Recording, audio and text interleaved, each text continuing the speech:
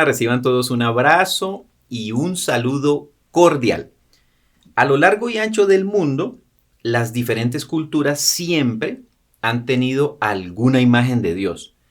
El común denominador cuando uno estudia la imagen de Dios en estas diferentes culturas era que ellos pensaban que era un Dios de terror, un Dios malo, un Dios perverso, que de alguna manera había que apaciguar su ira hasta el punto de hacer sacrificios humanos. Muchas de las culturas latinoamericanas, prehispánicas, indígenas, sacrificaban humanos tratando de apaciguar la ira de ese concepto de Dios que ellos tenían y tratando de ganar su favor.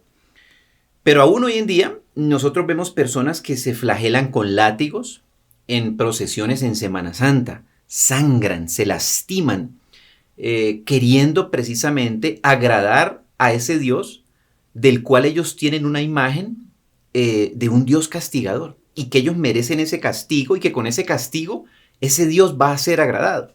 Inclusive hay lugares en Latinoamérica en donde crucifican personas en Semana Santa y son maltratados, son azotados y se les hace daño físico, imitando lo que hizo Jesucristo cuando murió en la cruz y tratando de apaciguar ese mismo Dios del cual tienen esa imagen que no es la imagen correcta. Vemos gente subiendo de rodillas a lugares que ellos consideran santos, también tratando de ganar ese favor de ese Dios o pagando, como se llama, una promesa que le hicieron a ese Dios en espera del cumplimiento de alguna petición o del perdón de algún tipo de pecado. Entonces, aún hoy en día vemos personas buscando el favor de Dios a costa del sacrificio personal. La pregunta es, ¿qué imagen tengo yo de Dios? ¿Qué sacrificios creo que debo hacer para agradar a Dios? ¿O qué cosas creo que ese Dios me exige para conseguir su favor, para conseguir respuestas a mis necesidades u oraciones? ¿De dónde proviene la imagen que yo tengo de Dios hoy? ¿Quién me la enseñó? ¿La aprendí a través de tradiciones familiares, quizás culturales o regionales del lugar donde nací, donde crecí, donde fui formado cuando era un niño? ¿O de lo que he escuchado? ¿O de la manera como se relacionaban mis padres o mis cuidadores con Dios? Y lo que tenemos que entender y vamos a estudiar hoy es que si la imagen de Dios que yo tengo no proviene de lo que dice la Biblia, de la revelación del Espíritu Santo, lo más probable es que sea la imagen equivocada.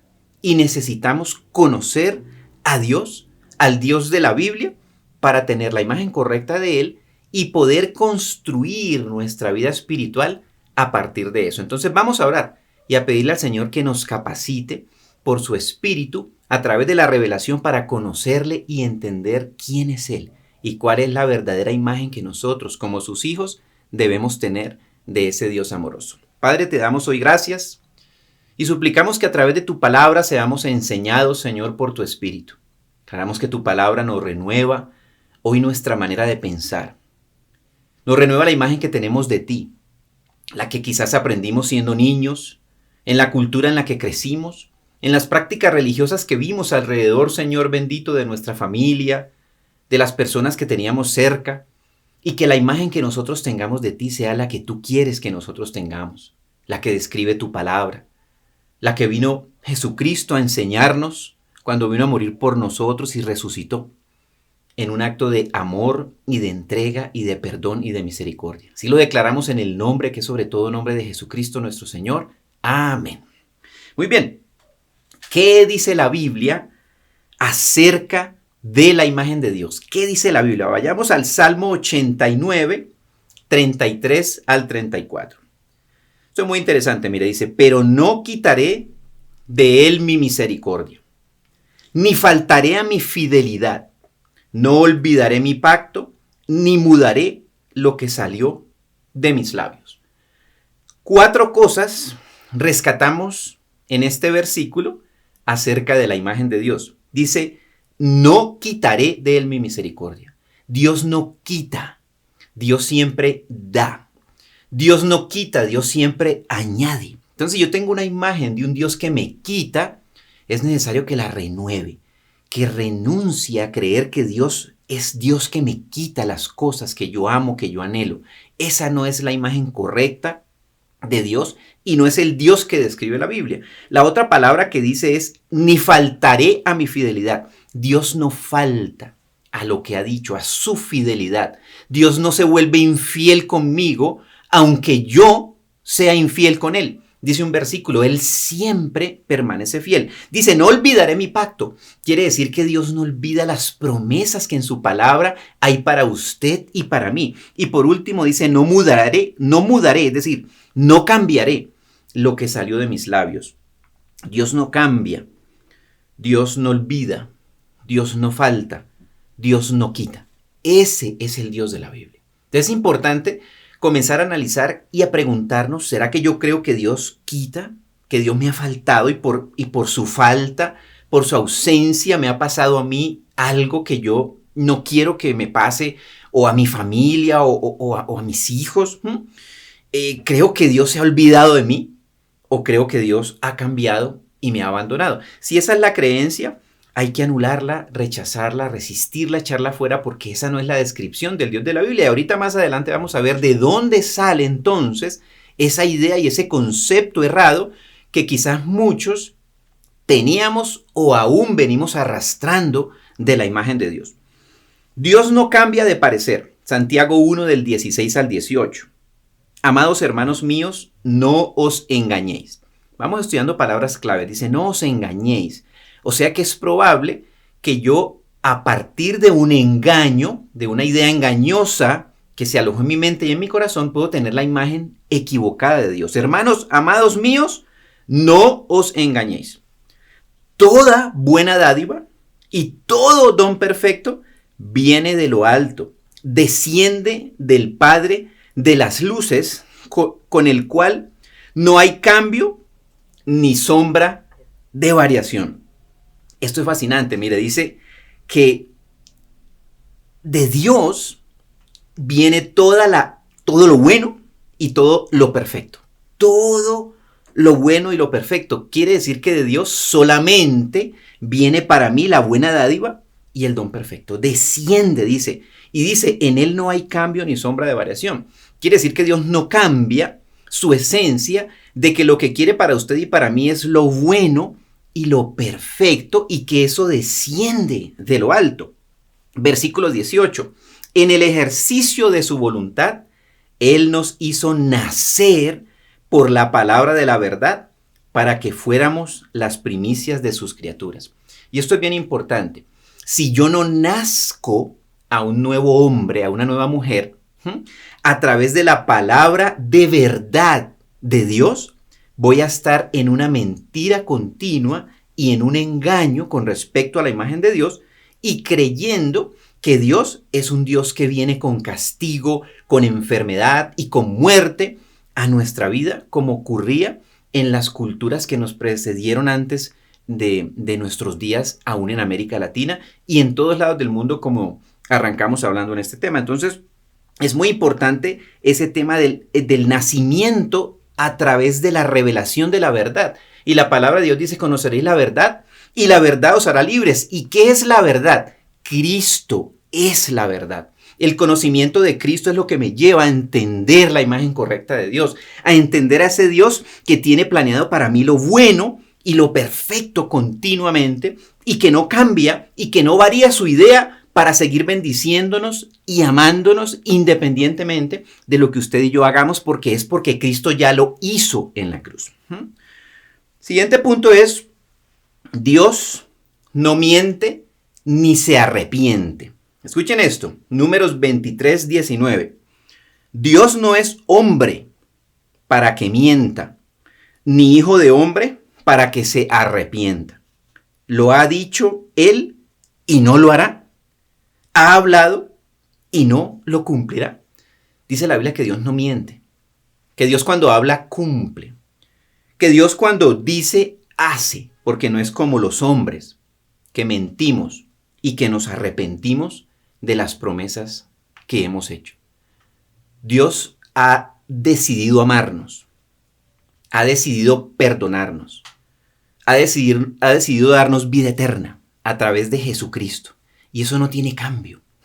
Eso no muda, eso no depende de cómo se levante usted, de si usted ora o no ora, si usted hace o no hace. Eso depende de lo que Cristo ya hizo, y usted y yo necesitamos apropiarnos de lo que Cristo ya hizo en la cruz y recibirlo, declararlo y vivirlo en el nombre de Jesús por el poder del Espíritu de Dios, quien es el que me energiza mi vida espiritual para vivir de acuerdo con el plan de Dios.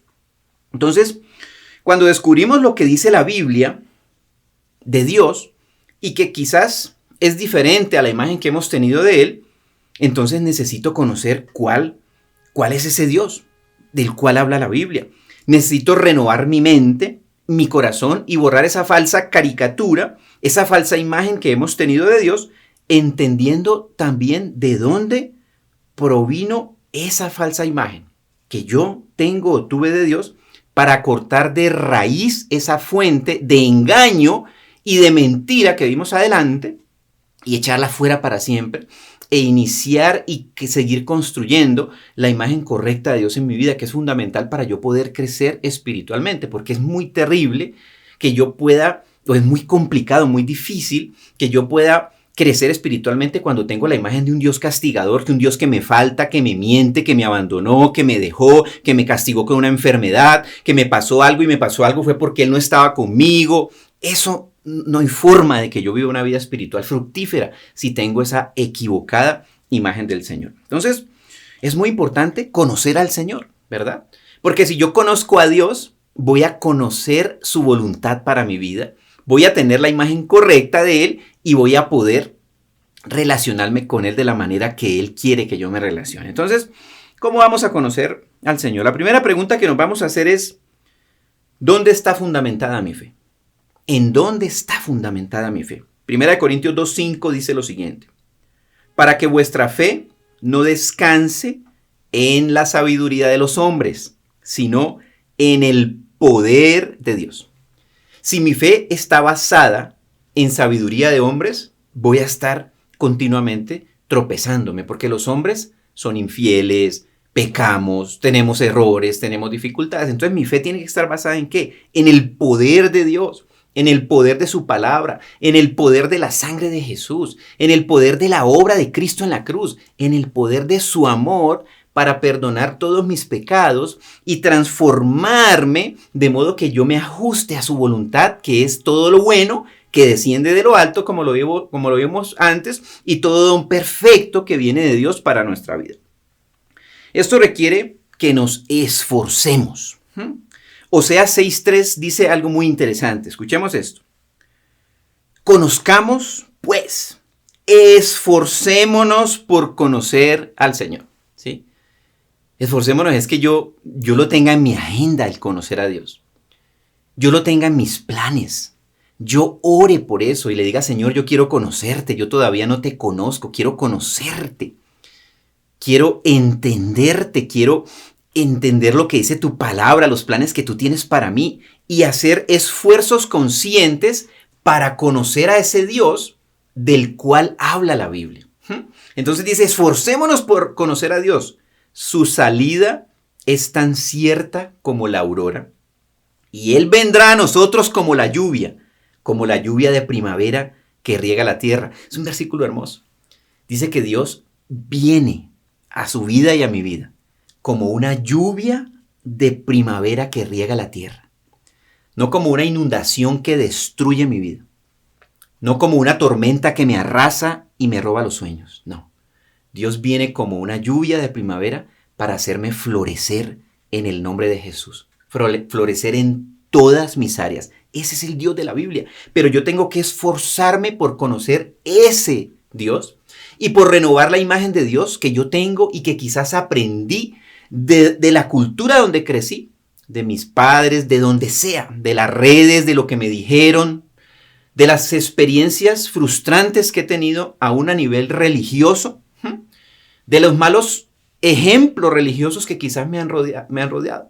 Y decirle, Señor, yo quiero conocerte a ti, al Dios del cual habla tu palabra. Necesitamos revelación. Deuteronomio 29:29. Dice así: las cosas secretas pertenecen al Señor nuestro Dios, mas las cosas reveladas nos pertenecen a nosotros y a nuestros hijos para siempre, a fin de que guardemos todas las palabras de esta ley. Este versículo es fascinante porque dice que Dios como Dios tiene cosas secretas. Si yo conociera todo el 100% de Dios, dejaría de ser Dios. Hay cosas que son secretas, dice la Biblia, y pertenecen a Él, a su señorío, a su deidad, a su grandeza. Pero hay una cosa fascinante, dice, mas las reveladas nos pertenecen a nosotros y ¿a quién? Y a nuestros hijos para siempre. Quiere decir que Dios quiere revelarse a mí y a mi descendencia. Quiere decir que mi revelación de Dios impacta a mi descendencia. Quiere decir que la revelación que tuvieron sus padres de Dios lo impactó a usted y a mí. La revelación de Dios que tuvieron sus abuelos lo impactó a usted y a mí. Buena o mala, correcta o incorrecta. Entonces yo necesito, Guillermo Izquierdo, construir la imagen correcta de Dios a través de la revelación por el Espíritu de Dios. Es una tarea que es indelegable. Yo necesito hacerla. Yo necesito recibirla para poderle legar a mi siguiente generación la imagen correcta de Dios. Y dice que esto tiene un propósito, a fin de que guardemos la palabra de Dios. No solamente conozco a Dios y lo que Él me revela, sino que guardo lo que Él me enseña. ¿Para qué? Para practicarlo y enseñárselo a mi siguiente generación. Esto es fascinante. Necesitamos también clamar a Dios. Dice Jeremías 33 del 2 a 3. Así dice el Señor que hizo la tierra. El Señor que la formó para establecerla. El Señor es su nombre. Clama a mí y yo te responderé y te revelaré cosas grandes e inaccesibles que tú no conoces. Si queremos conocer a Dios, el clamor hace parte del proceso de ese esfuérzate en conocer a Dios para que Dios me enseñe. Es fascinante porque dice, clama a mí y yo te responderé. Dios no es un Dios mudo ni sordo. Si yo le clamo, Él me responde y dice, te revelaré. ¿Te revelaré qué? Un poquitico de mí para mantenerte sin conocimiento. No, te revelaré cosas grandes e inaccesibles que tú no conoces. Ese es el Dios suyo, el Dios mío, el Dios que quiere revelarse a nosotros, enseñarnos muchas cosas, pero habla de que yo necesito estar clamando, diciéndole, Señor, yo anhelo, yo quiero conocerte, quiero conocer tu voluntad en mi vida, en mi relación de pareja, en mi relación con mis hijos, en mis negocios, en el ministerio. Invítelo, clame, pregunte y pídale a Dios para que Él sea su fuente de revelación. No pueden ser los hombres. Tiene que ser Dios, el Espíritu de Dios. Por supuesto que Dios usa hombres, personas que me ayuden en mi proceso de crecimiento, pero yo necesito construir una imagen correcta de Dios a través de una relación personal, indelegable que yo desarrolle con Él. Necesitamos llenarnos de este conocimiento. Colosenses 1, del 9 al 10, dice lo siguiente. Por esta razón, también nosotros, desde el día que lo supimos, no hemos cesado de orar por vosotros y de rogar que seáis llenos del conocimiento de su voluntad en toda sabiduría y comprensión espiritual. Pablo está diciendo que él oraba y rogaba. Denota una cosa que para Pablo era muy importante obtener esta petición. ¿Y cuál era? Que ellos fueran llenos del conocimiento de la voluntad de Dios en toda sabiduría y comprensión espiritual. Necesitamos desarrollar la sabiduría, la comprensión, el entendimiento espiritual. Y si es espiritual, requiere del Espíritu de Dios y requiere de la palabra de Dios, que es el lenguaje que habla el Espíritu de Dios. Entonces es muy importante que estemos rogando y clamando porque nosotros seamos llenos de ese conocimiento de manera continua. No es el conocimiento para hacer cosas y para ser capacitado para hacer cosas. No. Habla de cosas, comprensión de tipo espiritual. Dios es espíritu. Yo no puedo comprender las cosas espirituales de Dios a menos que use la sabiduría y la comprensión espirituales. Versículo 10. Tiene un propósito este conocimiento. El conocimiento no se queda ahí simplemente para decir que yo sé mucho espiritualmente. Tiene un propósito claro. para que andéis como es digno del Señor. El conocimiento impacta mi vida. Impacta la calidad, la clase de vida que yo vivo. Hablamos de santidad, hacer la voluntad de Dios, apartar y echar fuera de mi vida todo lo que desagrada a Dios, y que si desagrada a Dios, no simplemente yo lo dejo de hacer porque a Él le desagrada, no es de bendición para mi vida, no trae lo correcto a mi vida, a las áreas de mi vida. Entonces dice, para que andéis como es digno del Señor, agradándole en todo, dando fruto en toda buena obra, y creciendo en el conocimiento de Dios. O sea, la Biblia habla de que nosotros necesitamos crecer en el conocimiento de Dios. Necesito adquirir conocimiento de Dios.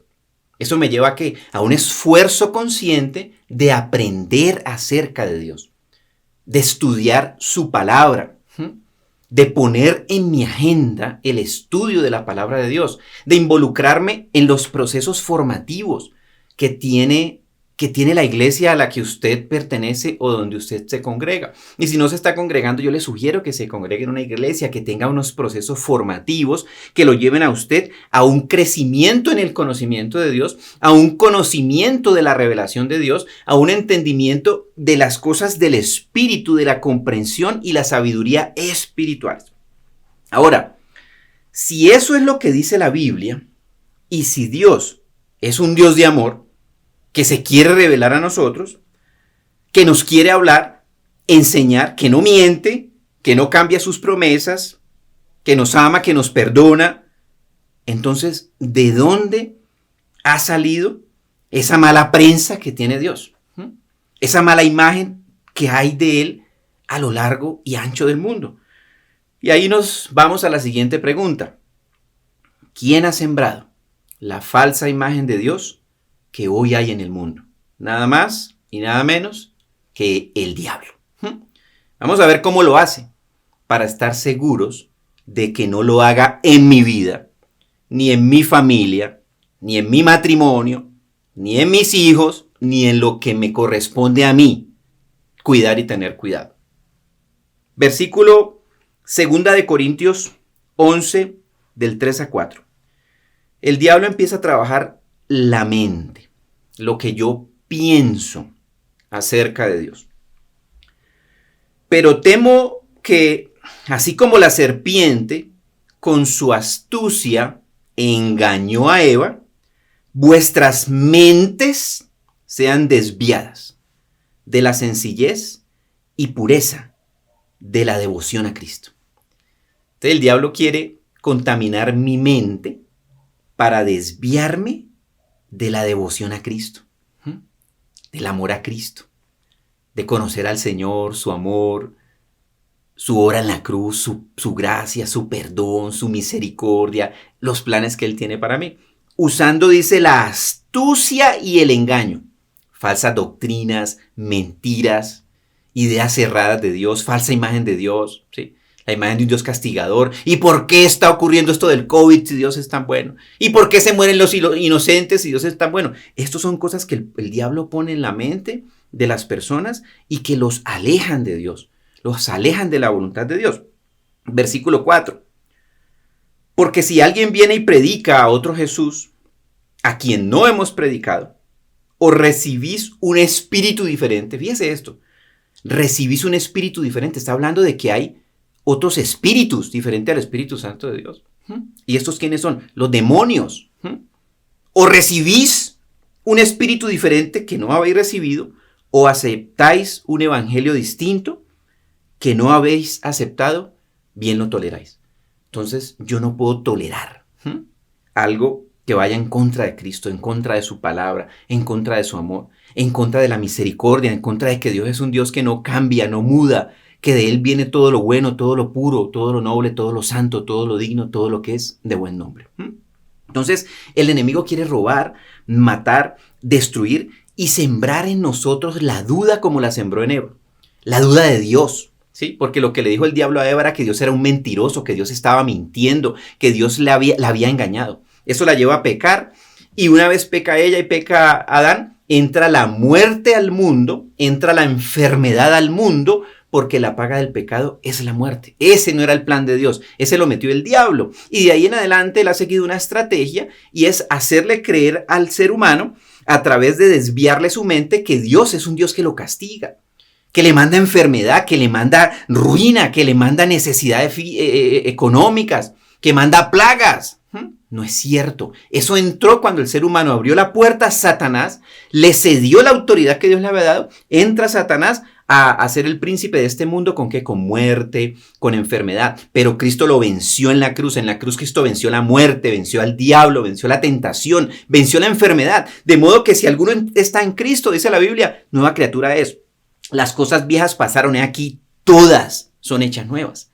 Entonces, si yo quiero renovar mi vida, renovar mi imagen de Dios, ¿qué necesito? Conocer a Cristo, acercarme a Cristo, conocer lo que dice la palabra de Dios de la obra de Cristo en la cruz, conocer el Espíritu Santo de Dios, los dones del Espíritu Santo, el bautismo en el Espíritu Santo, el fuego del Espíritu Santo. La palabra de Dios, conocerla y entenderla y esforzarme por crecer en el conocimiento de Dios y su palabra. Algunos ejemplos bíblicos de esto. Vamos a estudiarlo porque es bien interesante ver cómo personas de Dios que amaban a Dios, el diablo los logró engañar para que en su mente empezaran a creer cosas que no eran correctas acerca de Dios. Vamos a ver un ejemplo muy interesante de Job, que es un personaje que es bien conocido en la palabra de Dios por todo el sufrimiento que vivió a causa de lo que el diablo hizo en su vida. Miren esto que dice Job 2, del 7 al 10. Satanás salió de la presencia del Señor e hirió a Job con llagas malignas, desde la planta del pie hasta la coronilla. Lo hirió con una sarna inmunda que le rascaba. Versículo 8. Y Job tomó un tiesto para rascarse mientras estaba sentado entre las cenizas. Entonces su mujer le dijo: ¿aún conservas tu integridad? Maldice a Dios y muérete. Pero él le dijo: como habla cualquier mujer necia, has hablado. ¿Aceptaremos el bien de Dios y no aceptaremos el mal? En todo esto Job no pecó con sus labios. Pero fíjese aquí lo interesante. A Job viene el diablo y lo hiere con una sarna. Su mujer, la mujer de Job, le dice: mira, ya maldice a Dios y muérete. Entonces el diablo usa a la mujer de Job para decirle: ya, o sea, el Dios que tú tienes, ya maldícelo, mira lo que te está haciendo, ¿sí? Básicamente ya está diciendo, o sea, renuncia, ya basta y muérete. Y Job, ahí Job no afloja, ahí Job mantiene su integridad, ¿sí? Pero la presión de las demás personas que estaba ejerciendo la vida de Job diciéndole: ese Dios que usted tiene es un Dios que lo está castigando con esa sarna. Básicamente eran las palabras entre líneas que ella estaba diciendo. Miremos otros versículos de Job. Job 1 del 20 al 22. Entonces Job se levantó, rasgó su manto, se rasuró la cabeza y postrándose en tierra adoró, cuando empezó a tener todas estas desgracias. Y dijo: desnudo salí del vientre de mi madre y desnudo volveré allá. El Señor dio y el Señor quitó. Bendito sea el nombre del Señor. Job creía que Dios era que le había quitado todas las cosas. Le había quitado sus vacas, sus camellos, sus hijos, su hacienda, sus posesiones, su salud. Arriba leímos que Dios no quita nada. Pero en realidad Dios creía, porque él entendía la soberanía de Dios y que todas las cosas están sujetas a Dios. Pero ese mismo Job, después de que vivió lo que vivió, y cuando se encontró con Dios y pudo hablar con él cara a cara, cuando lo conoció personalmente, cuando entendió el Dios en quien él creía, mire lo que dice Dios al final del libro en Job 42, del 1 al 5. Job respondió a Dios y dijo: reconozco que todo lo puedes y que ningún propósito te puede ser estorbado.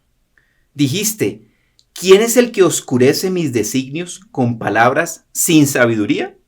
Y Job respondió: yo, que hablaba lo que no entendía, cosas demasiado maravillosas para mí que jamás comprenderé. Job entiende al final de su libro, al final cuando él ya había hablado con Dios cara a cara, que él estaba hablando cosas que no entendía. que estaba hablando palabras sin sabiduría, que no era correcto todo lo que él estaba diciendo, incluido esta frase que dice que Dios le quitó. Dios no le quitó él nada. Dios no le quitó nada a Job. El diablo le atacó a Job y le arruinó y le quitó todas las cosas que Dios después le dio multiplicado. Y al final dice, escúchame, te ruego y hablaré, te preguntaré y tú me enseñarás. De oídas te había oído, pero ahora mis ojos te ven. Job conocía a Dios de oído, de lo que le habían dicho, de la cultura en la que él creció, quizás de sus padres, de su entorno. Dice, pero ahora mis ojos te ven. Y eso es lo que tenemos que anhelar usted y yo. Que yo no conozca a Dios de lo que me dijeron, sino de ver su poder en mi vida. Ver el poder de Cristo en mi vida. Ver el poder del Espíritu de Dios en mi vida. Y para eso necesito conocer a Dios, su voluntad, su amor y su misericordia. ¿Qué debemos hacer entonces con todo lo que hemos estudiado hasta el momento? Desechar toda imagen negativa que tenga de Dios y las palabras asociadas que dije contra la imagen de Dios. Desecharlo, renunciar a eso, decirle, Señor, yo tenía un concepto errado de ti, quiero conocerte, quiero entenderte, quiero saber quién eres tú, porque no te conocía, tenía una imagen equivocada. Entender de qué manera el enemigo ha estado actuando en mi vida para torcer la imagen correcta de Dios y cerrarle la puerta al diablo en mi vida. ¿Cómo le cerramos la puerta al diablo en nuestra vida? Si se viene una imagen, un pensamiento, como dice la Biblia que él astutamente hizo con Eva, en la mente, con mentiras acerca de Dios, con una imagen de un Dios castigador que me ha mandado enfermedad, que me ha mandado ruina, que me ha quitado. Renunciar a ese pensamiento, audiblemente, decir, renuncio a este pensamiento errado acerca de Dios. No es cierto, no lo creo. Reprendo estos pensamientos y los echo fuera de mi mente. Y si hemos dicho palabras, decirle, Señor, yo confieso que he dicho palabras en contra tuya. Renuncio a estas palabras. Anulo las consecuencias de esas palabras que dije en mi vida, en mi descendencia, en lo que tengo bajo autoridad. Y declaro que por tu espíritu conozco, y te conozco a ti, que eres un Dios bueno, que cumple, que bendice, del cual desciende todo lo bueno, todo lo puro, toda buena dádiva, todo don perfecto. Entonces es muy importante que identifiquemos si hemos estado sujetos al ataque del enemigo y renunciemos a eso y le cerremos la puerta y no volvamos a confesar esas palabras en el nombre de Jesús. Y que nos esforcemos, como aprendimos hoy, a conocer a Dios, a construir una relación personal con Él por medio de nuestra fe en Jesucristo y por la llenura del Espíritu de Dios basados en la palabra del Señor. Entonces vamos a orar y a pedirle al Espíritu Santo que nos capacite en este proceso constructivo de nuestra vida espiritual, de la imagen correcta de Dios en nuestra vida y que conozcamos a ese Dios de la misericordia, del amor, del perdón, de la vida eterna y que nos trajo al mundo con un plan y un propósito maravilloso que quizás por el estorbo del maligno no hemos descubierto hasta este momento, pero nunca es tarde para realinear nuestra vida al propósito maravilloso que Dios tiene para nosotros. Vamos a orar. Padre del cielo, te damos gracias, Señor bendito, porque tú nos creaste con un propósito, Señor. No somos un accidente de la creación. No somos un accidente de la vida. Tú tomaste una decisión consciente y fue traernos a nosotros al mundo para que nosotros te conociéramos, Señor bendito. Conociéramos que eres un Dios que no falta a sus promesas y a su fidelidad. Que eres un Dios que no se arrepiente de tus promesas y de lo que en tu palabra has dicho para nosotros. Que eres un Dios que no miente como los hombres sí mienten. Que eres un Dios en el cual no hay mudanza ni sombra de variación. Y cuyo plan es bendecir nuestras vidas.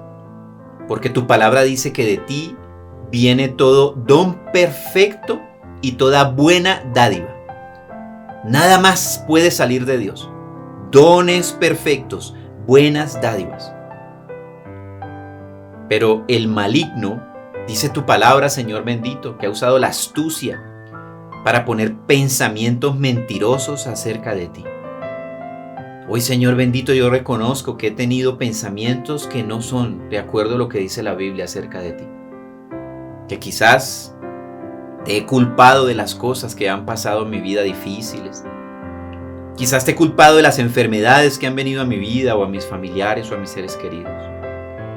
Cuando tu palabra dice que Jesucristo murió para llevar mis enfermedades en la cruz, entonces no tiene ningún sentido de que si Cristo muere por las enfermedades, tú estés enfermando a alguien para castigarlo. Es una mentira demoníaca a la cual renuncio en el nombre de Jesús, la cual echo fuera de mi vida en el nombre de Jesús. Y de una vez aprovecho para apropiarme de la promesa de la sanidad física en el nombre de Jesús. Y declaro que por la llaga de Cristo yo soy curado de toda enfermedad. Y si hay un familiar enfermo, una persona enferma que Dios le traiga al corazón en este momento, ore por esa persona y declárelo sano, sana, en el nombre de Jesús, por la llaga de Cristo, porque está escrito que por la llaga de Cristo somos curados de toda enfermedad y toda dolencia. Y que ahora se ha echado fuera todo espíritu de enfermedad, mentirosos, espíritus inmundos mentirosos de enfermedad, fuera de nuestras vidas, en el nombre de Jesús. En la cruz Cristo venció la enfermedad. En la cruz Cristo venció la muerte. Así que renuncio a tener miedo a la muerte, porque la muerte no tiene victoria sobre mí, porque está escrito que si yo creo en Cristo, resucito con Cristo en el nombre de Jesús y tengo vida eterna. Así que no tengo miedo a la muerte, renuncio al miedo a la muerte. Es otra treta de Satanás para poner en mi mente temor a Dios, temor a lo que viene. Cuando yo he creído en Cristo, lo que viene es la vida eterna, reinar juntamente con Cristo, estar eternamente con Cristo. Entonces no hay temor. Es otra treta demoníaca mentirosa tenerle miedo a la muerte.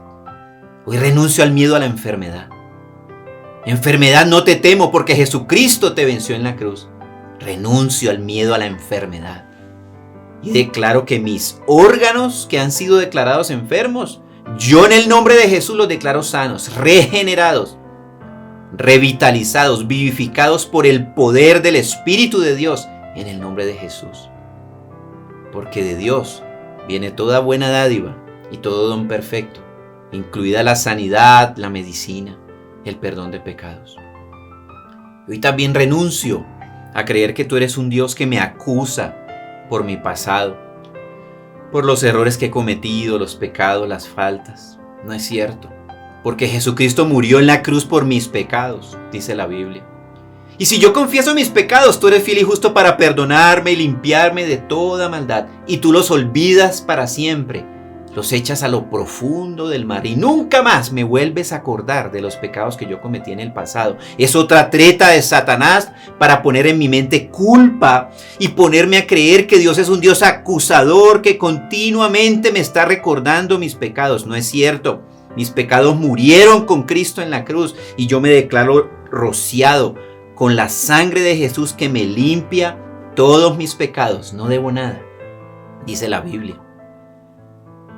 Porque ninguna condenación hay para los que están en Cristo Jesús. Yo me declaro limpio de todo pecado. Confieso, Señor, que soy un pecador. Claro que soy un pecador. Y lo confieso, Señor bendito. Porque si confieso, dice tu palabra, tú eres fiel y justo para perdonarme y limpiarme de toda maldad. Así que me declaro limpio de toda maldad. Y declaro que por tu Espíritu estoy fortalecido para apartarme de los pecados y vivir una vida santa y recta conforme a tu voluntad, de acuerdo con tu palabra, Señor. Hoy te adoro, Señor Jesús. Hoy te bendigo, hoy te exalto. Hoy confieso lo que tu palabra dice acerca de ti, que tú eres un Dios misericordioso, que tú eres un Dios justo, que tú eres un Dios bueno, que tú eres un Dios perdonador, que tú eres un Dios que está esperándome con los brazos abiertos para restaurarme, vivificarme, sanarme, regenerarme y volver a poner en mí ese anhelo y esa ilusión de vivir, esa ilusión de buscarte, esa ilusión de conocerte y crecer en el conocimiento tuyo. Así lo creo, Así lo declaro y así lo confieso en el nombre que es sobre todo nombre de Jesucristo, nuestro Señor. Amén.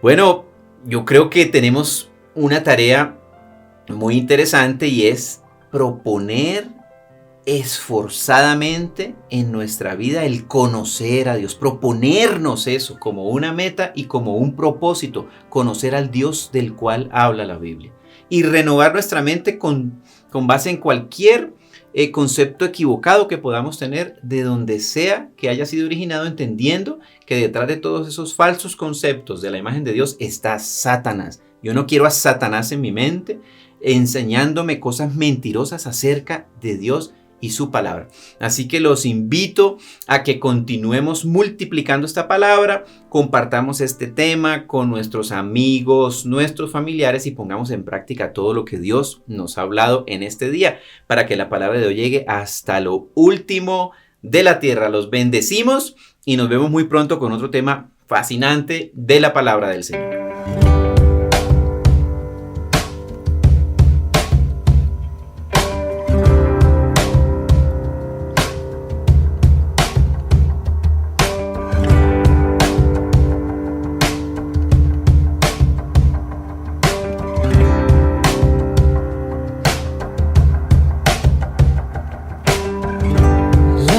Where this begins.